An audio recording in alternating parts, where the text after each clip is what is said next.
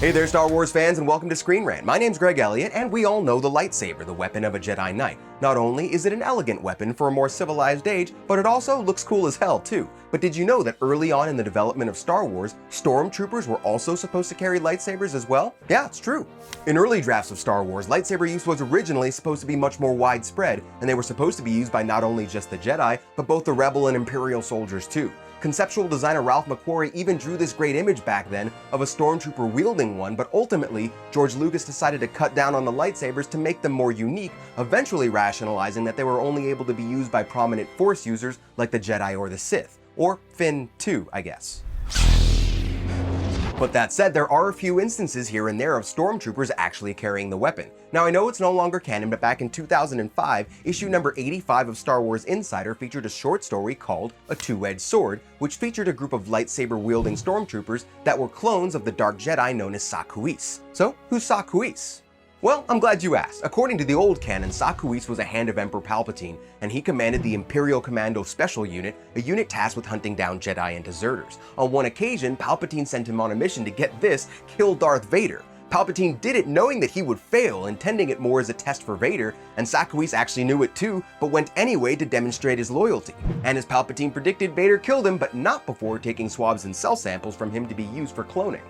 The Kuis clones were trained by a guy named Shavan, another one of the Emperor's hands. He was pissed when he found out he wasn't the Emperor's only hand, so he led the Kuis clones in revolt against him, which, well, didn't end well. He tried to convince Vader of the Emperor's treachery, but although Vader was tempted to claim the galaxy for himself, he ended up killing Shavan and all the clones. As you can see in this artwork from Chris Trevas from that Insider magazine, the Kuis clones were armed with red-bladed lightsabers which featured a predominantly white hilt that matched their armor. Note there's a very clear homage to the original Ralph McQuarrie concept in the pose of this stormtrooper, which is pretty cool. And that was the last time we saw stormtroopers with lightsabers, until 2015 that is. So there now actually is one new canon instance of a stormtrooper with a lightsaber. First appearing in Star Wars number 10, Imperial Sergeant Creel, known originally as the Game Master, took a lightsaber from Gracchus the Hutt's Jedi Artifacts collection and actually used it to help train Luke for Gracchus's arena games. Creel later became the sergeant of an elite Imperial Stormtrooper squad known as Task Force 99, and he's used his lightsaber in several issues of the comics, including during a skirmish against Rebel forces on the Ghost Moon, against Luke aboard the Harbinger during the siege on Tureen 7, and again when he led the Scar Squadron to the planet Crate where it was destroyed in another duel against Luke. Despite that though, he was able to repair it and used it again to fight Luke on the planet Huban in Star Wars issues 59 and 60.